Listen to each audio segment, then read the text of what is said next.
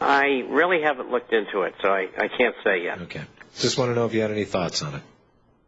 Here was one of the guys that was thick as thieves in the Clinton administration, and absolutely no intelligence background whatsoever, but I guess in corporations...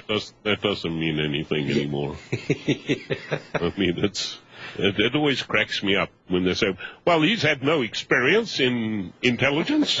Well, please point to me one person in Washington, D.C. that's had any experience in intelligence, period. Let's go to the phones here. Isaac in Denver. Thanks for holding, Isaac. Gentlemen. Yes. Hey, I submit that this government plan is working perfectly. It's a brilliant plan, actually. If you want to collapse the economy, it's working perfectly. It's what was planned from 1999 on. Well, it's been planned for a long time now, but, I mean, if you want to collapse the economy and blame it on somebody else, this is exactly what they're doing.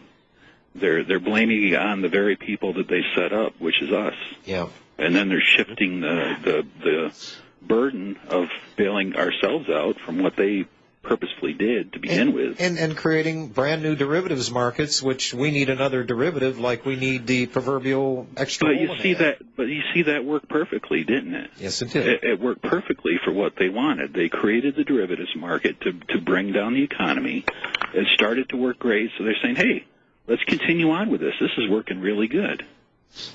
Yeah, that's exactly what they want. And all the Libertarians for being terrorists. Yeah, well, that's what they want to do. They want to demonize everybody, but then at the same time, they want to create the civil unrest that's going to allow them to bring in a martial law situation, take over the government, take over control of the people, and also starve them to death at the same time.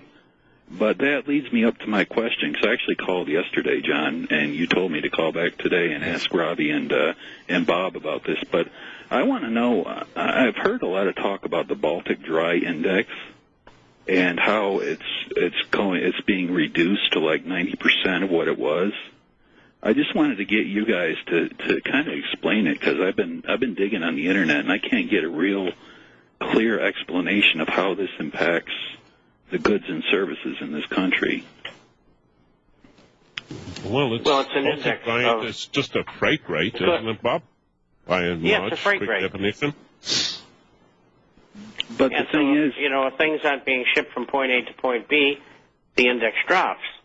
One of the problems that the index had, which distorted it, was that banks were not giving letters of credit. And so the index should have never gone down 90%. It should have gone down maybe 50 or 40%. And so now it's had a big jump off the bottom. I don't know how much it's down now, but, it was distorted. And people don't understand that because they don't understand economics. They don't understand how it works. Mm-hmm. And they're making sure that nobody understands economics anymore because they created the system. Now they're revamping it and creating a brand new one. Eerily similar to the prior one, the one they just replaced. But that's okay because people don't know which way to turn. They don't know who to listen to. They don't even know what's right or what's wrong anymore. The only thing they smell is they smell something coming. Yeah, something, and people are getting very, very edgy as far as, stocking up on food, stocking up on ammunition and stuff like that, because they can tell that this country is going to eventually head into a state of martial law. When things finally collapse and people can't eat, they start to get crazy. Well, and Isaac, the only thing that's going to do is give some semblance of credibility to the government. After all, one of our primary obligations is to keep the peace. So, in light of these circumstances, we've got to bring peace to the streets. They're now running red with blood. But the unfortunate thing is that the people they're going to be directing their anger at the wrong things. Right, and that's what it is. It's misdirected anger. They, and AIG, case in point. Yeah. Right, and but I mean, realistically, do you guys see like this summer as being a good time to start all this civil unrest stuff that they're talking about? Well, I don't know that they're going to have. I don't know if they're going to start it or they're just going to let things roll the way that they are and hoping that happens. But I'm looking at this. Maybe, Isaac, as an opportunity. We know this, that we know what we know. We know that the system is corrupt. We know the people that are administering this situation, they are also corrupt. We know we have to restore law and order in the Constitution in this country. So however this comes around, whether they cause and the effect is rioting, martial law, that's, to me anymore, it's a moot point. Because we have tried every which way possible to try to unseat these thieves. We've talked about it. We've written about it.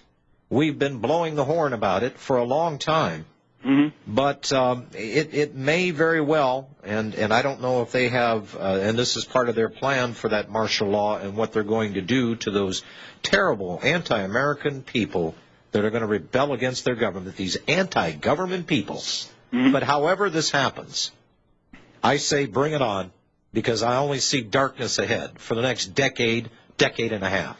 Well, essentially what they're doing is they're saying black is white and white is black. They're saying, they've totally distorted what is right and what is wrong, and they've intentionally done that just so people are so confused they don't know where to turn. They don't recognize that they've lost their own freedoms. They don't recognize that, and most people are so ignorant that they'll sit there and they'll sell their soul if they can't eat.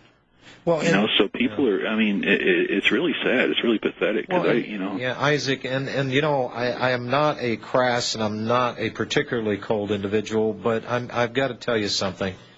My heart goes out to these people because, yeah, we have a participatory type government. Yeah, it got out of control a long time ago.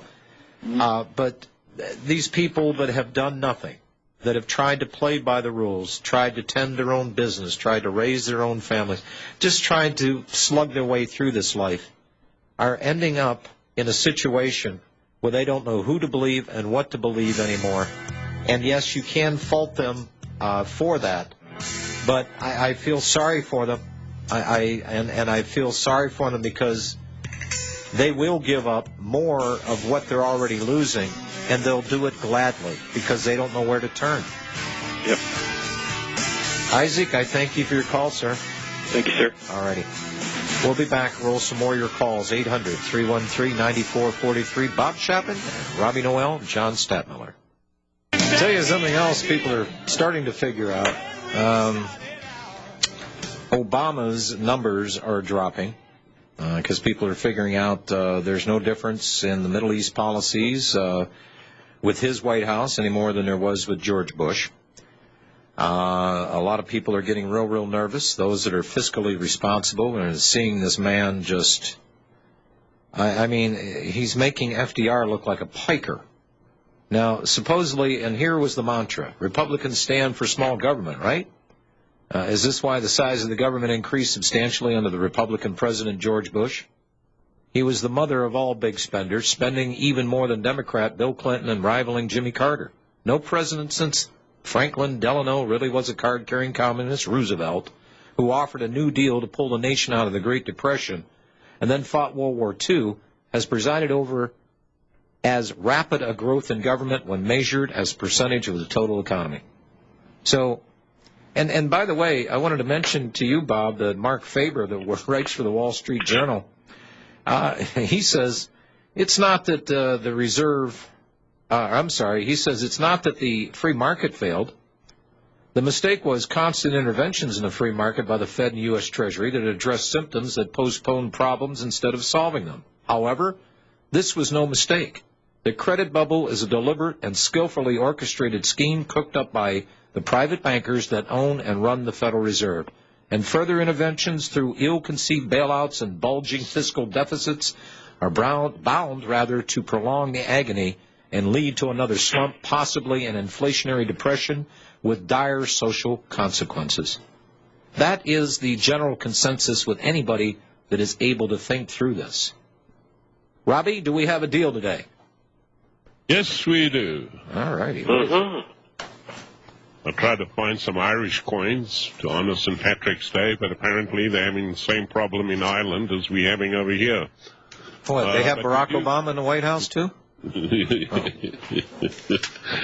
But we do have some British sovereigns. Got late word this afternoon. We have British sovereigns available. They're very expensive, $265 a piece. If you order 20 or more, you will get a free subscription to the International Forecaster or an extension and a fine ceramic mug. That total being included, the shipping's included, $5,300 delivered. All righty. So, and Robbie, when you say very expensive, these are and folks, what's happening in the gold and silver market out there, especially the gold market, is there are premiums on everything. Robbie, you could have gave him Canadian maple leafs today. How much over spot? Well, put it this way, 4 British sovereigns, just shy of a full ounce, is going to run you $1,060.